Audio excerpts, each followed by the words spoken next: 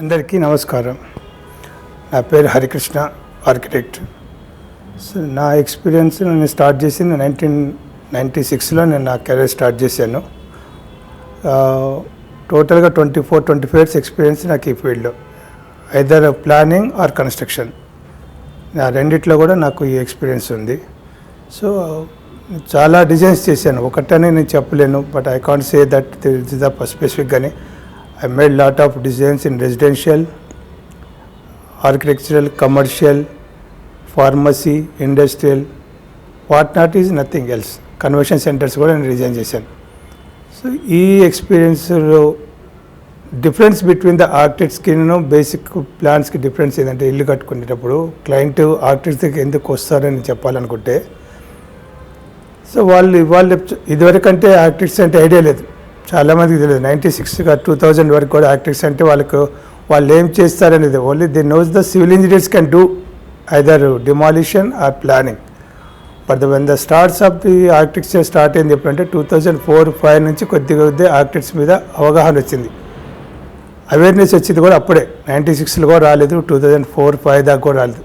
After 2006 the people are going to architects because of they have the some little bit of either 70 yards కానీ 100 yards కానీ అది 1000 yards కానీ వాళ్ళకు space ఎలా మిగిల్చుకోవాలి, ఉన్న దానిలో ఎలా కట్టుకోవాలి, మనకు ఎలా అయితే బాగుంటుంది అనే దాని మీద వాళ్ళకు ఒక అవగాహన అప్పుడు వచ్చింది. ఇంతకుముందు ఏం చేసేవాళ్ళు, సివిల్ ఇంజనీర్ ఇచ్చినా ఎవరిచ్చినా మేస్త్రి ఇచ్చిన ప్లాన్ వాళ్ళు దాన్ని ఫాలో అయిపోయి తర్వాత అరే కట్టిన తర్వాత వాళ్ళు బాధపడేవాళ్ళు, అరే ఇది ఇక్కడ లేకుండా ఉంటే బాగుండేది, మనం ఇక్కడిది పెట్టకుంటే బాగుండేది అనే కాన్సెప్ట్ అప్పుడు ఉండేది. Now the people are thinking about the modernisation అనుకోండి, కన్వీనియంట్ అనుకోండి, ఏదైనా కానీ. వాళ్ళు కట్టే చిన్న 76 yardsలో కూడా నేను డిజైన్ చేశాను, 50 yardsలో డిజైన్ చేశాను. ఆ చిన్న ప్లేస్లో వాళ్ళకి చిన్న ఒక కిచెన్, బెడ్రూమ్ ఎంత సఫిషియెంట్గా వస్తుంది, ఎంత వెంటిలేషన్ వస్తుంది. The main thing is ventilation. వాళ్ళకి మూమెంట్ అనేది వాళ్ళకి చాలా ఇంపార్టెన్స్. ఇవాళ రేపు ఆలోచిస్తుంది కూడా టోటల్ వెంటిలేషన్. ఇదివరకున్న అపార్ట్మెంట్స్కి ఇప్పుడున్న అపార్ట్మెంట్స్కి మధ్యలో ఇదివరకు కామన్ వాల్స్ ఉండే, ఇప్పుడు లేవు బికాజ్ ఆఫ్ వెంటిలేషన్. ఆ కాన్సెప్ట్స్ వచ్చింది కూడా ఈ అవేర్నెస్, వెంటిలేషన్, న్యాచురల్ రిసోర్స్ మనం యూజ్ చేసుకోవాలి.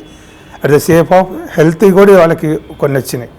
మనం ఎందుకు ఈస్ట్ ఫేస్కి వెళ్తున్నాము, ఎందుకు వెస్ట్ ఫేసింగ్, సౌత్ ఎందుకు పోవట్లేదు అని కూడా వాళ్ళు ఆలోచించుకునే స్టేజ్కి వచ్చారు ఇవాళ రేపు. సో ఈ ప్లేస్ మీద బేసిక్ ప్లాన్స్ ఎవరో ఇచ్చిన ప్లాన్లు నమ్మకుండా పీపుల్ ఇప్పుడు ఆర్కిటెక్ట్ దగ్గరికి వస్తారు. సార్ మాకున్న ప్లేస్ ఇది, మాకు ఒక చిన్న రూమ్స్ కావాలి, మేము ఇంతలో ఉంటున్నాము, దాని సఫిషియెంట్ వెంటిలేషన్ ఉండాలి, సఫిషియెంట్గా ప్లానింగ్ ఉండాలి అన్న కాన్సెప్ట్ అయితే వాళ్ళు ఆర్కిటెక్ట్ దగ్గరికి వస్తుంది. ఆర్కిటెక్ట్స్ కూడా ఇవాళ రేపు ఎంత చేస్తే బాగుంటుందనే దాని మీదనే వెళ్తున్నారు. అట్ ద సేమ్ టైం మెటీరియల్స్లో కూడా వీళ్ళు డిఫరెన్స్ చూపిస్తారు. మెయిన్ మీకు ఎక్కడ రిడక్షన్ వస్తుంది, ఎక్కడ మీరు ఎక్కువ పెడుతున్నారు. వితౌట్ ఆర్కిటెక్ట్స్, వితౌట్ సూపర్విజన్ లేకుండా మీరు వెళ్ళిపోతే ఎంత వస్తుంది, వీళ్ళతో ఉంటే మీకు ఎంత వస్తుంది, అట్ దట్ ఇంక్లూడింగ్ స్ట్రక్చరల్తో సహా అంతవరకు వాళ్ళు చేయగలుగుతారు. రెసిడెన్షియల్ బిల్డింగ్స్కి వాడే materials, different types of buildings ఉన్నాయి రెసిడెన్షియల్స్లో. ఐదర్ G+1 అనుకోండి, డూప్లెక్స్ అనుకోండి, లేకపోతే మనము ఉండాము 4 ఫ్యామిలీస్ ఉన్నారు కదా, గ్రూప్ బిల్డింగ్స్ అనుకో, గ్రూప్ హౌసింగ్ సిస్టమ్ అనుకోండి. ప్రిఫర్లీ వాళ్ళు ఎందుకు చేస్తే ఇండిపెండెంట్ హౌజెస్ కానీ ఈ గ్రూప్ హౌజెస్ కానీ, ఎందుకంటే బికాజ్ దే వాంట్ సమ్. అక్కడ గ్రూప్ హౌజెస్కి వెళ్ళినప్పుడు రెసిడెన్షియల్లో వాళ్ళకు ఫెసిలిటీస్ అన్నీ ఉంటాయి, 4 కలుస్తారు, డ్రైనేజ్ సిస్టమ్ బాగుంటుంది, ఇవన్నీ ఉంటుంది అని ఒక సిస్టమేటిక్గా వెళ్తున్నారు ఆ బిల్డింగ్స్. ఒకప్పుడు కూడా వెళ్ళారు, ఇండిపెండెంట్ హౌసెస్ కట్టుకున్నారు, కానీ ఇప్పుడు కట్టుకునేంత కాన్సెప్ట్లో అప్పట్లో లేదు. అది మెటీరియల్స్ కూడా ఎలా యూజ్ చేస్తున్నాం, ఒకప్పుడు మనం మామూలు కన్వెన్షనల్ బ్రిక్స్ వాడేసేవాళ్ళము, వెయిట్ ఉన్నా సరే ఎన్ని ఫ్లోర్స్ కన్నా బీమ్స్ మీద వెళ్ళేవాళ్ళం. ద బీమ్స్ కూడా కాదు, వాల్ టు వాల్ వెళ్ళేవాళ్ళము. Now it goes to columns వచ్చింది. కాలమ్స్ నుంచి స్లాబ్ వేలు వచ్చి మన పార్టిషన్స్ ఎక్కడంటే అక్కడ కట్టుకోవడానికి స్ట్రక్చరల్ వచ్చింది. But now people are going for the ఎట్లా వెళ్తున్నారు, స్ట్రక్చరల్ అయిపోయింది. రెసిడెన్షియల్ కూడా లైట్ వెయిట్ బ్రిక్స్కి వెళ్ళారు. బ్రిక్స్లో కూడా శాండ్ వాడేవాళ్ళు, శాండ్ కాస్ట్లీ పెరిగేసరికి రోబో శాండ్కి వచ్చారు, డస్ట్ వాడుతున్నారు, అకామిడేషన్స్ వాడుతున్నారు.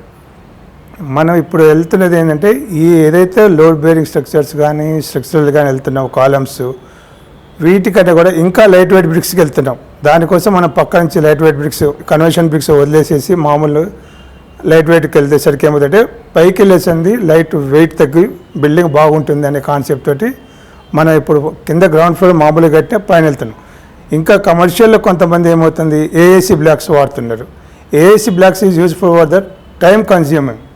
అది వాడటం వల్ల తప్పు లేదు, వాళ్ళ టైం కానీ మనం ఎలక్ట్రికల్ పాయింట్స్ కానీ ఏదైనా చేయాలనుకున్నప్పుడు మడ్ బ్రిక్స్ కన్నా బెటర్ ఇంకేది ఉండదు నా ఒపీనియన్లో. అది మాత్రం మనము దాన్ని ఎలా అయినా మనం వైరింగ్ తీసుకోవచ్చు స్పెసిఫిక్గా. అదే ఏఏసీ బ్లాక్స్లలో కొద్దిగా ఉంటుంది. సో ఈ టైప్ పోతున్నప్పుడు ఈ విధమైన స్ట్రక్చర్ చేసేటప్పుడు ఇప్పుడు ఏమొచ్చింది ఎకో ఫ్రెండ్లీ టైప్లో చాలామంది గ్రీనరీ బిల్డింగ్స్ అని వాడుతున్నారు. టెర్రస్ మీద గ్రీనరీ ఎక్కువ వాడుతున్నారు. టెర్రస్ మీద స్విమ్మింగ్ పూల్ కడుతున్నారు ఇవాళ రేపు.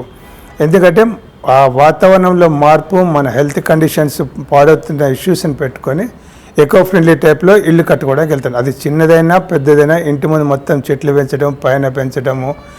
దానికి సంబంధించి వాళ్ళు చాలామంది ఏమంది ఫామ్ హౌస్లలో అయితే బ్యాంబూస్తో కట్టడం. సపోజ్ నేనే కట్టాను, బ్యాంబూస్తో కట్టాను, ఎంఎస్టీలు యూజ్ చేసి కూడా కట్టాను. నేను చాలా వరకు నేను రిసార్ట్స్లో ఇచ్చాను, ఫామ్ హౌస్ ల్యాండ్స్ కూడా అదే ఇచ్చాను. ఇప్పుడు కొత్తగా మేము మళ్ళీ ఇప్పుడు ఏం చేద్దాం అనుకుంటాం, మడ్ బ్రిక్స్ వాడుతూ రెసిడెన్షియల్ కాన్సెప్ట్లో ఇంకా వెయిట్ అమౌంట్ తగ్గిద్దాము, బడ్జెట్ తగ్గిద్దాము. నార్మల్ బిల్డింగ్, నార్మల్ బ్రిక్కిను ఈ బ్రిక్కి ఉన్న డిఫరెన్స్ చూపించుకుంటూ కూడా కొన్ని ఇంట్రడక్షన్ చేసుకుంటూ ఈ విధంగా ప్లాన్స్ కూడా నేను ఇచ్చాను. మేము కూడా ఓన్గా చేద్దామని అనుకుంటున్నాము. ఇప్పుడు ప్రజెంట్గా నా ఎక్స్పీరియన్స్ ప్రకారం ఇప్పుడున్న కండిషన్స్ని బట్టి నేను మడ్ బ్రిక్స్కి వాడడానికి వెళ్తాను. Because of the difference between the conventional bricks కానీ లైట్ వెయిట్ బ్రిక్స్కి మడ్ బ్రిక్స్ తేడా అంటే మడ్ బ్రిక్స్ ఎప్పుడు కూడా మనము వేడి చేయము, దాన్ని కాల్చము, దానివల్ల కార్బన్ అనేది మనకి రాదు. It's only compressed mud bricks. దానిలో సిమెంట్ పార్ట్ మనం వాడే మెటీరియల్స్లో మడ్ అంటే ఎర్రమట్టి ఎక్కువ ఉంటుంది, సిమెంట్ పార్ట్ తక్కువ ఉంటుంది. బికాజ్ ఆఫ్ 60-70% మడ్ బ్రిక్ ఉంటే 20% సిమెంట్ ఉంటుంది, శాండ్ ఉంటుంది, 7% సిమెంట్. ఇలాంటి రేషియోస్లో అది తయారవుతుంది. టోటల్లీ కంప్రెస్డ్ ఇది. అది మనం బర్నింగ్ చేసి తీసుకొచ్చి ఇటుకల్లా కార్బన్ అనేది మనకి ఇందులో రాదు. అట్ ద సేమ్ టైం మీకు కాలమ్స్లలో కూడా హెవీ స్టీల్స్ వాడే టైంలో ఓన్లీ సింపుల్ స్టీల్స్ తోటి కూడా కాలమ్స్ లేకుండా కూడా దీంతో కాలమ్స్ మనం ప్రిపేర్ చేసుకుంటూ కూడా కాలమ్లు బిల్డప్ చేసుకుంటూ కూడా మనం స్లాబ్ చేసుకునే వల్ల దీనివల్ల ఎటువంటి డ్యామేజ్ ఉండదు, పర్యావరణానికి చాలా బాగుంటుంది ఈ టైప్ కన్స్ట్రక్షన్. దట్టు లో బడ్జెట్లో అయిపోతున్నాయి ఈ బిల్డింగ్స్ కంపేరింగ్ టు మనం పెట్టే columns, RCC frame structure, light weight bricks, conversional bricks కన్నా ఈ బ్రిక్స్ వాడటం వల్ల మనము అట్లీస్ట్ 20-30% మనం సేవ్ చేసుకున్న, మన బడ్జెట్లో సేవ్ చేసుకునే ఆప్షన్ మనకు కలుగుతుంది. సో మేము నెక్స్ట్ ప్రాజెక్ట్ అంటే నేను ఇదివరకు కట్టాను ఎంఎస్టీలు యూజ్ చేసి ఎకో గ్రీన్ ఫ్రెండ్లీ టైప్లో మేము రిసార్ట్స్కి వాటికి డిజైన్ చేశాను. టోటల్లీ బ్యాంబూ వాడాను, ఎంఎస్టీలు బేస్ చేసుకొని చెట్లు పాడు కాకుండా చెట్ల మీద కూడా నేను ఎంఎస్టీల్ తోటి ఫ్రేమ్స్ కట్టి దానిపైన బ్యాంబూతో రిసార్ట్స్ కట్టాము. ఈవెన్ మహారాష్ట్రలో కూడా వేరే వాళ్ళకి నేను అదే కాన్సెప్ట్స్లో ఇచ్చాము. వైల్డ్ యానిమల్ వాళ్ళది ఉంటే ఫారెస్ట్లో కట్టడానికి టోటల్ దే యూజ్డ్ ఎకో అంటే మళ్ళీ రీసైక్లింగ్ పర్పస్ ఆ స్టీల్ని వాళ్ళు తీసేసుకొని వెళ్ళిపోయేటట్టుగా డిజైన్ చేసాం. సో ఇప్పుడు మేము అనుకున్న కొత్త బ్రాండ్ ఈ విధంగా చేస్తే ఇంకా బాగుంటుంది అని ఆలోచన నేను మడ్ బ్రిక్స్ తోటి స్టార్ట్ చేస్తున్నాము. మీకు ఎవరికైనా ఐడియాస్ కానీ ఏమైనా కావాలన్నా మా దగ్గరికి రావచ్చు, మేము చేసి పెడతాం దాని గురించి.